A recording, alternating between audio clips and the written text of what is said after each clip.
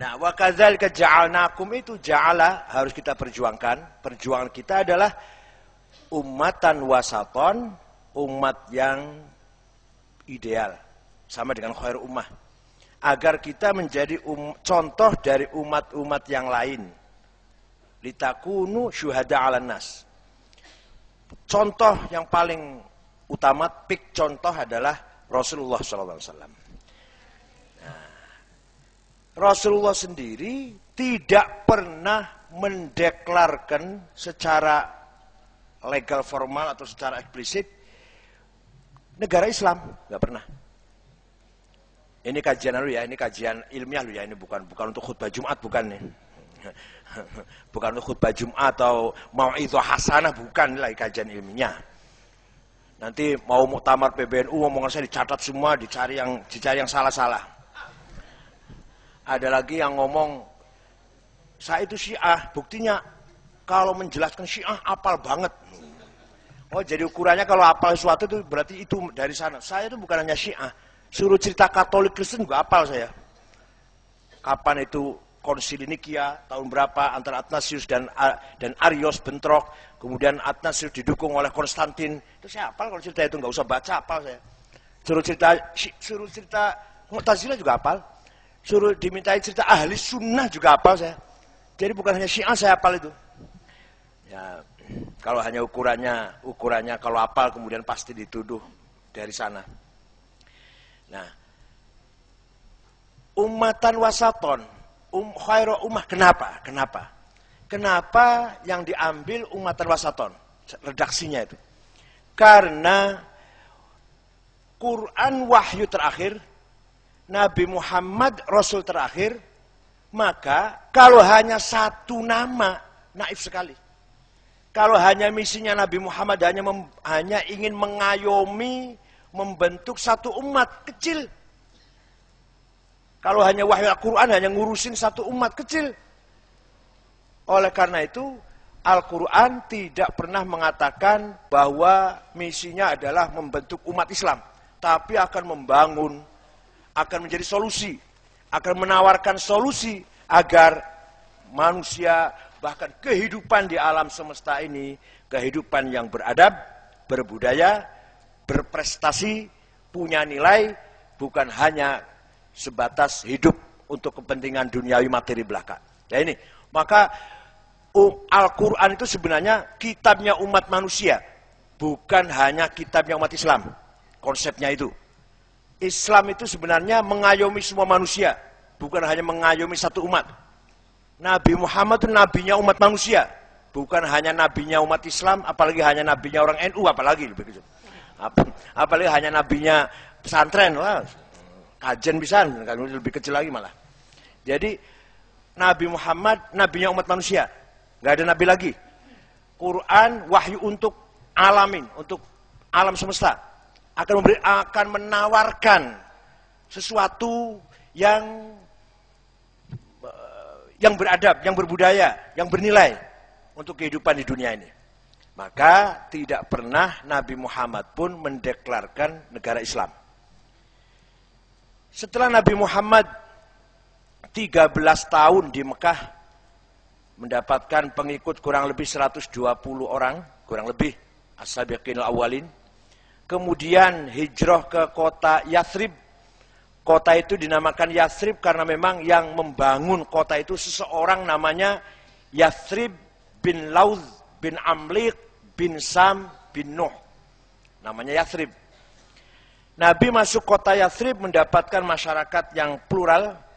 Pertama ada Muslim pendatang, dua Muslim pribumi, dua suku Aus dan Khazraj. 3 non-muslim Yahudi, Bani Quraidah, Bani Qainuqa', Bani Nadir, pelarian dari Mesir, dipimpin oleh Nabi Musa, Nabi Harun, Samuel, Daniel, berjumlah 70.000, 40 tahun menyeberang Red Sea, 40 tahun bertempat tinggal di Gurun Sinai, Turi Sinin, kemudian Nabi Musa, Harun wafat di situ setelah 40 tahun, Bani Israel bercerai-berai kebanyakan ke Eropa. 3 suku larinya ke kota Yathrib yang keturunan 3 suku itu keturunannya jumpa dengan Rasulullah SAW. Masuk ke kota Yathrib menjumpai masyarakat yang majmuk, maka Nabi pun sangat-sangat mengerti bahwa ini tidak bisa dijadikan model yang sektarian. Harus membentuk masyarakat yang semua penduduk yang ada mendapatkan haknya, mendapatkan kewajiban dan fasilitas yang sama. Tidak mungkin satu model ini, karena penduduknya sudah beragam. Maka Nabi Muhammad dengan mereka mengeluarkan kesepakatan yang kita kenal sekali, namanya Piagam Madinah. Menurut Sayyidina Ali, teksnya Piagam Madinah itu sangat sahih setelah Al-Quran, kata Sayyidina Ali. Teks ketika zaman Nabi yang paling sahih itu Al-Quran dan Piagam Madinah. Kalau mau baca sendiri, ada di kitab As-Sirah Nabawiyah karangan Abdul Malik Ibn Hisham Al-Ansari, juz 2 halaman 119 sampai 122. Bunyinya, Bismillahirrahmanirrahim. Hadza kitabu Muhammad.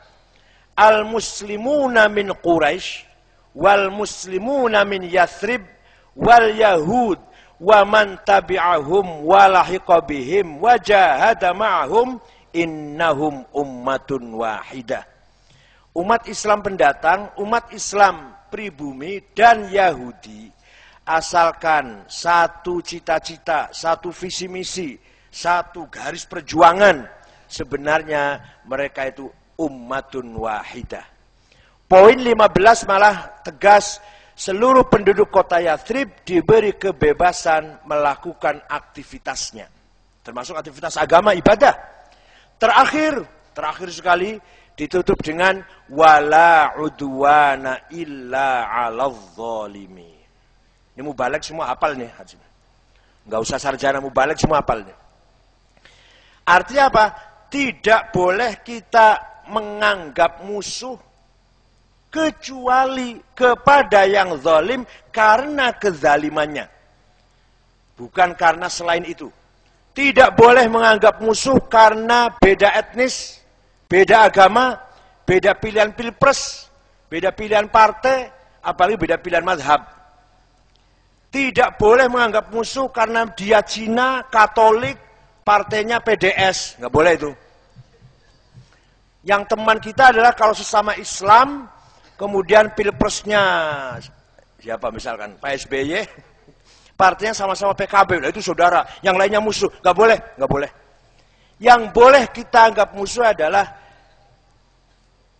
pejabat yang korup, pengedar narkoba, bos judi, perusak masyarakat, yang zalim, itu pun karena kezolimannya. Bukan karena etis dan agamanya, karena semata-mata kezolimannya. Itu yang boleh kita anggap musuh.